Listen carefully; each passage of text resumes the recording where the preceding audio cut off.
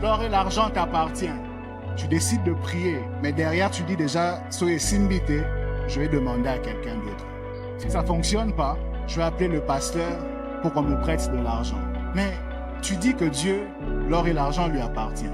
Et tu vas vers lui pour prier, mais tu sais déjà que si ça n'arrive pas, je vais demander à quelqu'un. D'un côté, tout est possible à celui qui croit.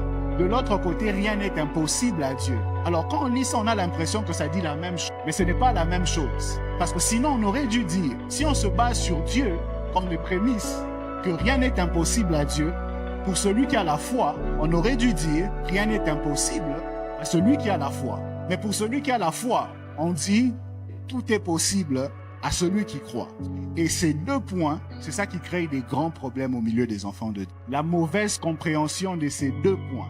C'est fait que beaucoup de gens se retrouvent blessés. À partir de ce point dont j'ai parlé au départ, que la mauvaise compréhension